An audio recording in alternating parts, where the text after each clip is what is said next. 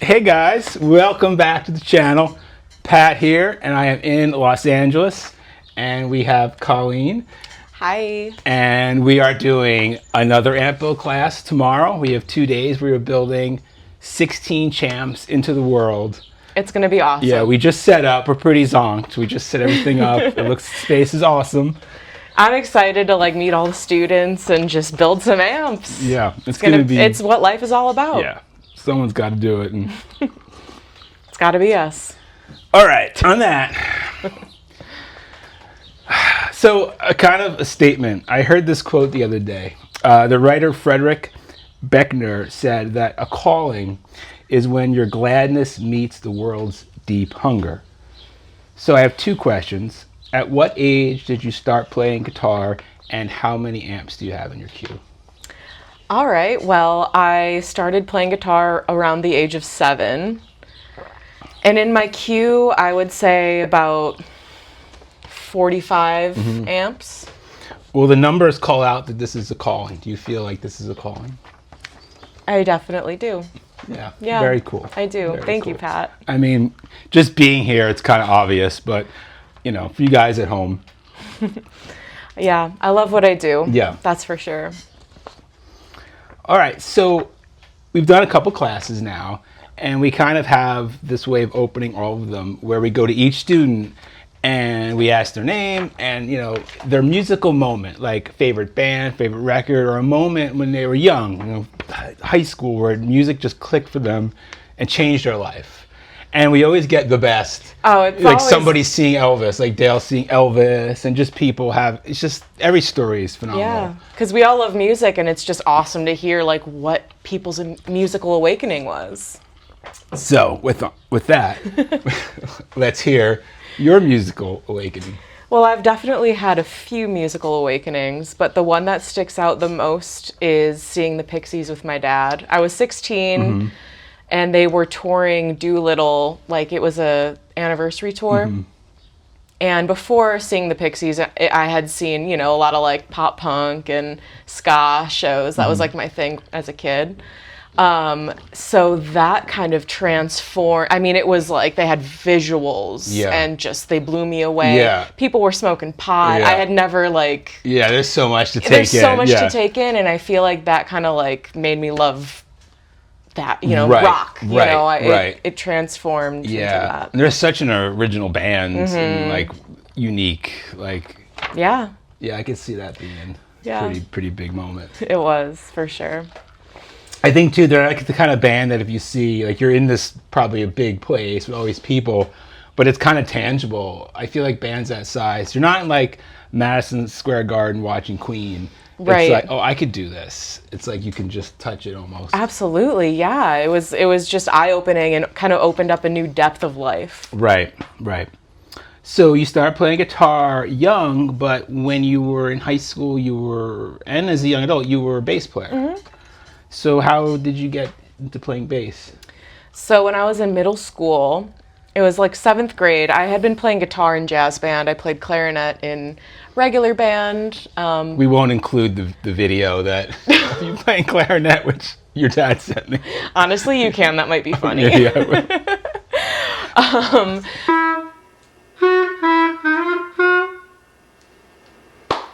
Play like Squidward.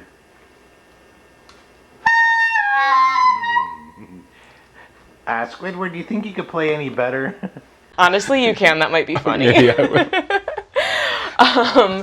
And, we didn't have a bass player in jazz band, and bass is more important than guitar in jazz. So she asked if I would be willing to learn how to play bass. Why? Because it's, rhythm section. Yeah, and guitar is part of the rhythm section, but the bass kind of aligns with the drums a little more. Right. So, yeah, I don't know, as a kid, I feel like you're quicker to learn new languages or learn how to read music. I had been reading treble clef from playing guitar and clarinet, and then randomly I just picked up the bass and saw bass clef and just so you read music? Made it happen. Yeah, I mean, I used to. Yeah. I haven't in a while, but I could probably pick it up in some form. Right. Very cool. So you're doing jazz band, and you're playing in bands in high school. Yeah, rock bands, more Right. like pop punk bands. Yeah. Hey. Yeah, it was fun. Really, we played at like Yeah. the school talent show, played like local shows. It was a really fun time. Yeah, I wish I did that when I was young instead of doing moody shipwreck music. But, looking back, I mean, with the sight of wisdom, when you look back, like, have fun. All right, so you mentioned a while to me ago about going to community college, and that you were very proud of that because, and it was a smart move for you because you didn't have a lot of debt. Yeah. And you got a lot of skills, and you got to move to Chicago after that pretty early, right? Yeah, So pretty tell much me- right away. Tell me about that, and just like community college, and what you would say to young people about community college or vocational training. So, I mean, when I graduated high school, I just didn't know what I wanted to do. And like a lot of my friends did. Like they all had their college picked out, their major picked out, and I was just like a little overwhelmed and just like not sure. I mean, I knew I loved music and I loved art. So I went to Joliet Junior College, and it was an awesome experience because, you know, you have more freedom than you had in high school, but it's still kind of like the close-knit high school feel in a way. But I took a lot of art and history classes, and Do you like history? I love Yeah. history. I love Okay. old stuff. Yeah. Old music. I mean, we know we all love old Yeah. stuff. That's why if we're you here. follow this channel, you guys. Yeah, it's pretty much a given. But so I did that. I got like an associate's in art, and then I pretty much immediately moved to Chicago to play in my band. And How old were you when you moved to Chicago?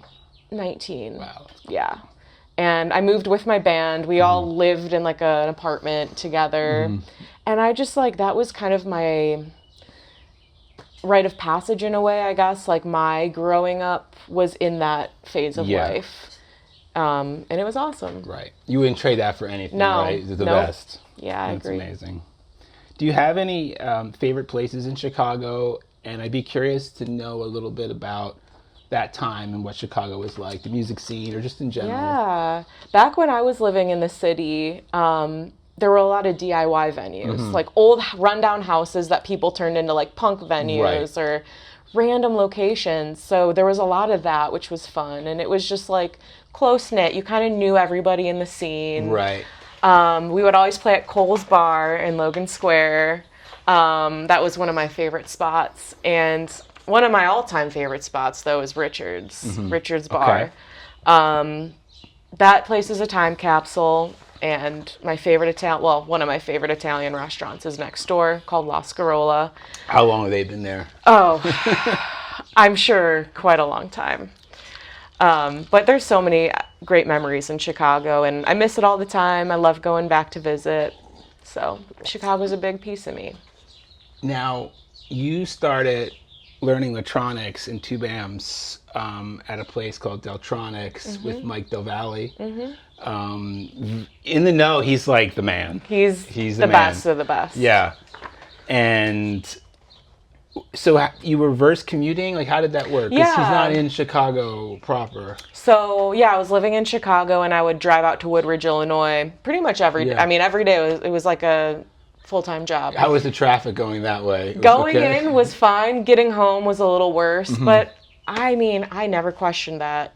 Paying dues. commute. You just learning. I was learning. I knew I was where I needed to be to learn and to absorb the information and to like get the confidence Yeah. that is needed to Right. be a tech Right.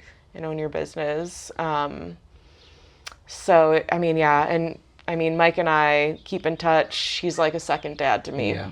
Yeah. You did a video with him a while ago, and I loved it. That was like my first interview video. Yeah, I remember that, and I remember it was just so touching because he's talking about like working for this guy, and then like the guy closed up, or, like disappeared, Yeah. and like he goes to work, and then he wants to get his own space, but he just had a kid, so they're in Chicago with the stroller, like, what do we do? And he went for it, and he gave it like himself like a year or two, and then he had 2 locations. Yeah, he had a location in Chicago, and that location of Deltronics is still there.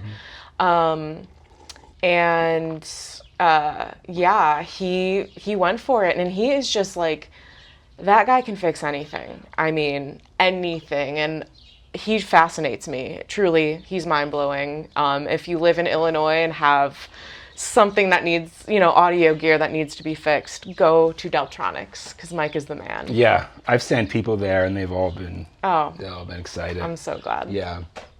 When he started out, was it just audio, or what? I'd be curious, like, what was it? TVs at the time? Yeah, at the time they did TVs, and then when it turned into like the flat screen TVs, and like after the 90s into the early 2000s, that's when it kind of faded away, and then the resurgence of hi-fi and appreciation of vintage stereo equipment kind of resurfaced, and he was able to pivot. Yeah. And sometimes he says, if you would have told me like 30 years ago I'd be fixing another one or 30 to 40 years ago I'd be fixing another reel-to-reel or whatever, he's like, I wouldn't have believed it. Yeah. Because, I worked at a TV repair shop in high school, and I remember just, there was this group in New Jersey, I forget what they were called, and at once a month, there'd be 15 to 20 old timers. And they're all getting out of the business, and everything was going surface mount, and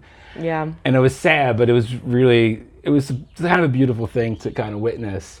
But the idea of tubes, that was just the past. It's just interesting that the industry, how it used to be TV repair shops in your local town fixing amps. Yeah. And then now it's become, they're all gone. So it's like people like us who kind of specialize in audio and in tube amps, which is, and there's not a lot of us. No. Especially those who can fix a little bit of everything. A little bit of everything. We're niche, with just pretty much tube guitar amps. Yeah. But the guys or gals who can fix anything. Wurlitzers, the Fly, Farfisas, exactly. Grundig radios. Didn't you say that there was a guy who collected Grundigs and was constantly bringing constantly the Grundig radios. Yep. If you don't know about Grundig radios, just take a dive. Just go for it. They sound amazing. They're beautiful. They're cool. All right, so you're learning with Mike and Deltronics. Now, how do you get to LA? And then you started working here. Yeah. So I moved to LA in 2018-ish, and just kind of wanted to change. I knew that there were a lot of vintage amps out in LA. Similarly to New York, I feel like those are kind of the two meccas Big for hubs, vintage amps. Studios, collectors, and people like that. But I started working at Revamp. That was on Melrose and Cahuenga in West Hollywood. And I worked for Andy. He's awesome. I basically called him the day I moved here and was like, oh, do you need help? He's like, actually, yeah. So I went in and worked for him for about 2 years or so until he moved up to the Bay Area. Okay. Yeah. And then during that time, I was meeting people out here and kind of trying to network a little bit and build the word of mouth. And then after that, I went independent. Right, and you've had a lot of shops. This is my fourth. I can't keep track of how many shops. This is my fourth.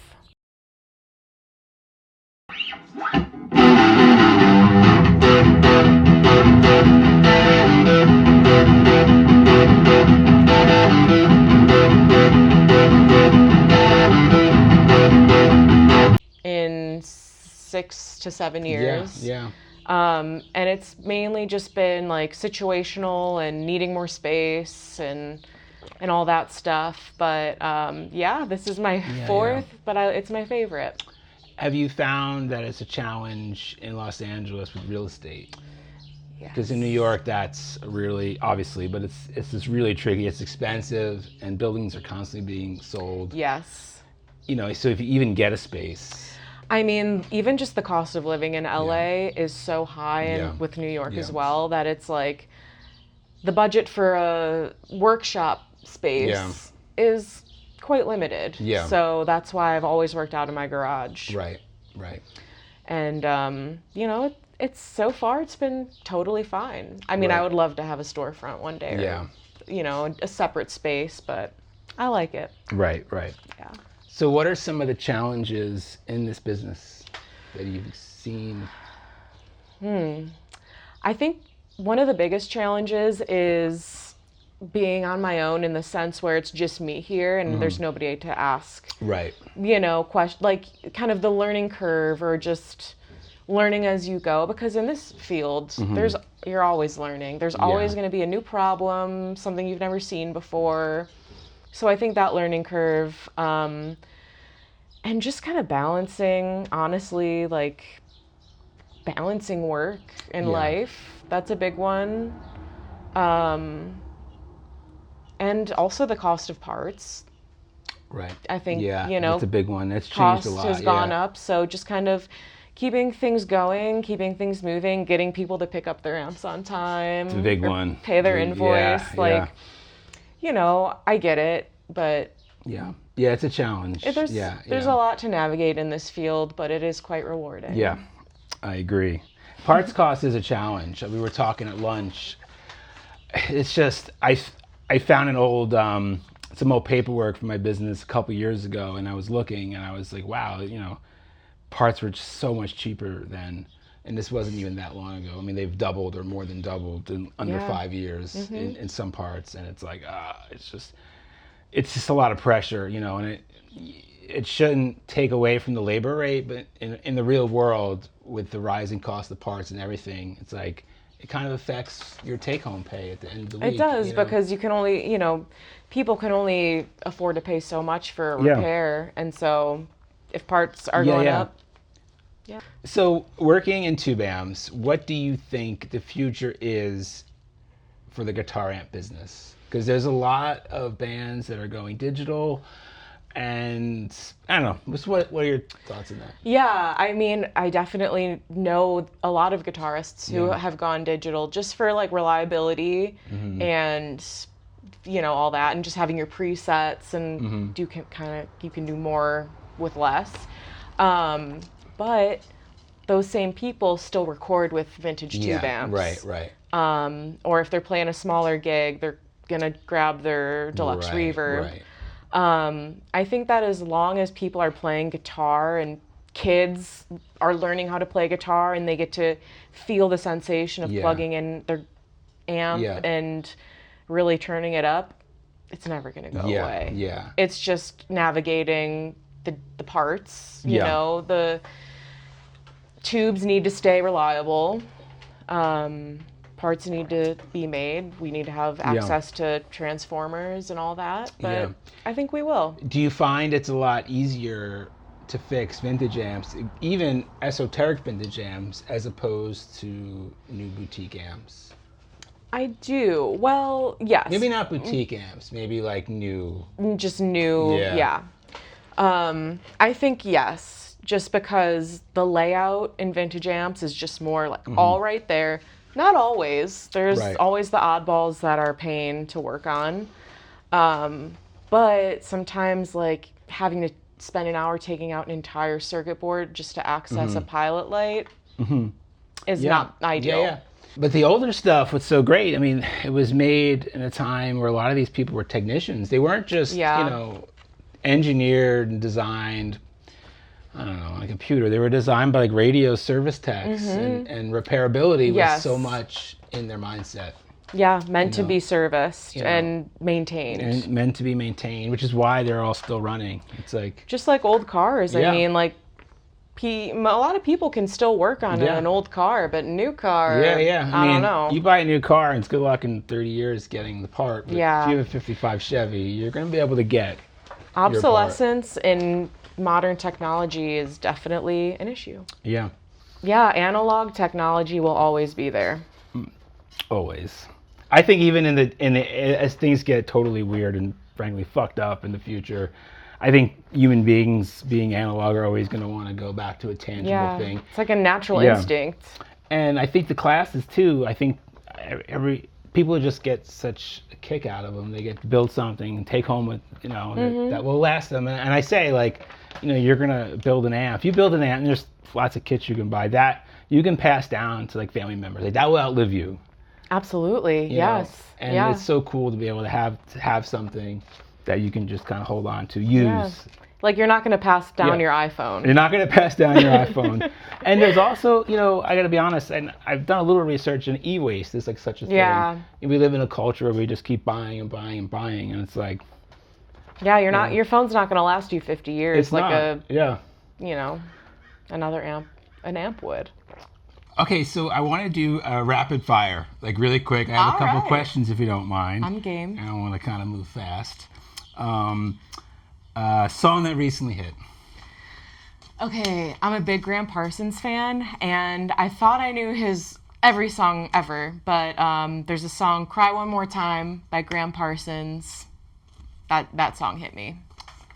Awesome. You got to listen to that later. Yep. If you could meet Graham Parsons or Frank Sinatra, who would it be? Oh my God. Okay, that's an impossible question. It's kind of a jerk question. It doesn't have an answer. It's fair. I can't choose. Yeah. True or false, you chased two dudes out of a bar once? True. True. Favorite meal in a red sauce joint? Ooh, bucatini. Say it in a New York accent. Bucatini. And CB handle. Electric spaghetti. Electric spaghetti. Okay. Strat or SG? Another impossible question, but I'm a Strat for life. Yeah. Favorite LA bar? The Rattler. Rattler. Well, I think I'd love to get a tour of the shop and see and talk about some of your custom amps, especially. All right, let's do it. All right. Hey guys, so step into my office. So this is great because you need a good check-in area for a repair shop. Yeah, this is an old bar that we got on Facebook Marketplace. This is my candy jar that I've eaten everything out of. There's one lone root beer barrel left. I like my old school candy. And these are some of the scorpion jewels that you and Mike make. Yeah, these are some of the scorps. So this is my tchotchke zone. An old Simpson 260? Yes, that was my great uncle's. Oh, wow. This was in my family's basement for a while. I'm not sure who it belonged to, maybe the same uncle. These are all my old tube manual books, tube handbooks that I've been gifted. And just, all my technical books. And you're a Music Man machine, by the way. I do enjoy working on music. You do a lot of Music Mans. Sometimes they're a pain, They can be a pain. They're really cool. And this is the golden daddy right there. Oh, yeah. If you know, you know. Yeah, this one, both of these, great.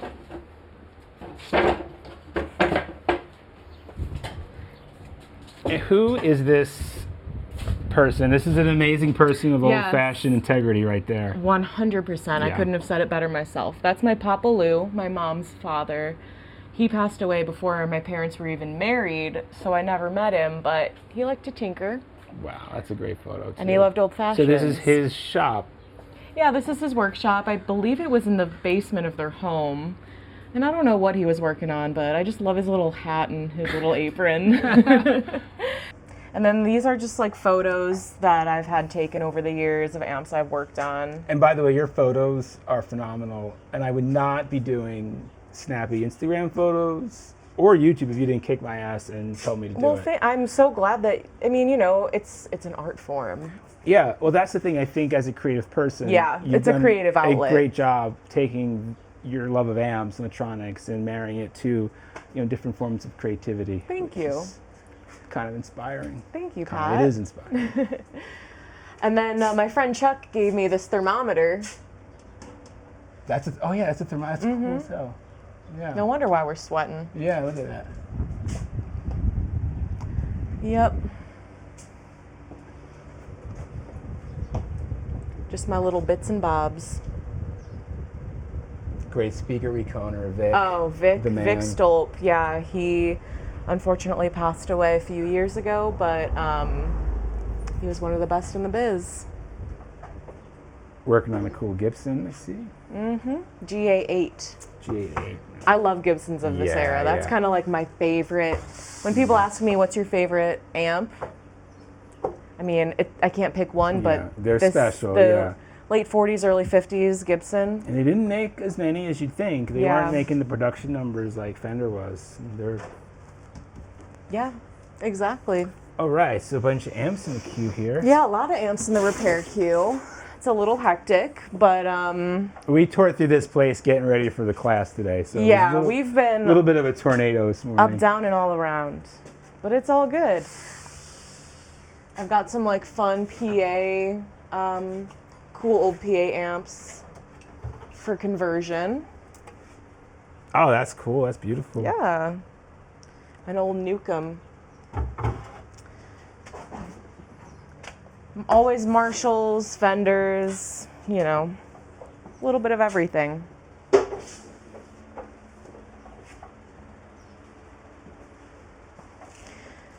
And then we're working on our own line of amps. This one is almost done.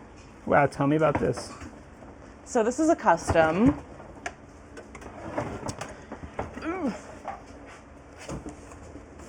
It's a little dusty.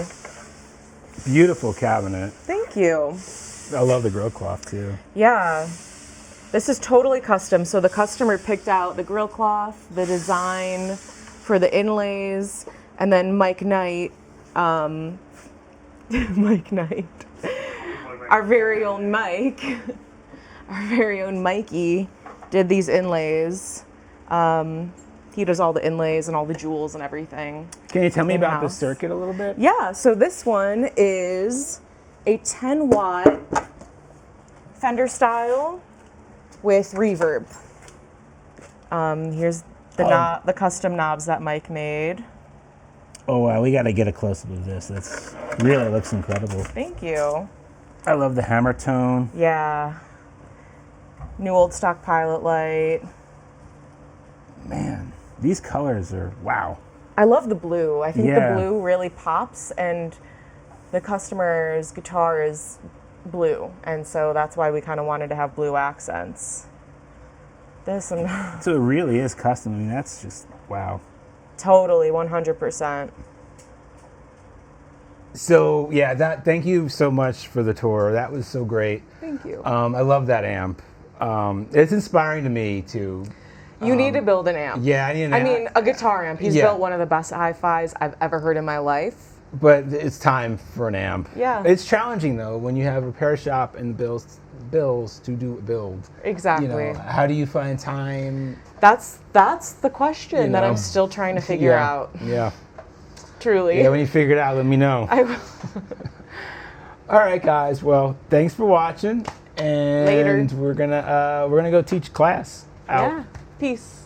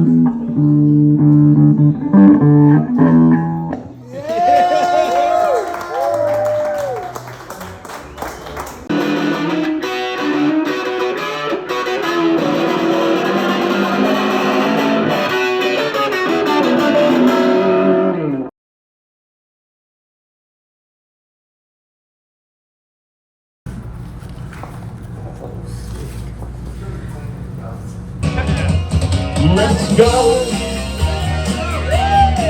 I like the nightlife, baby.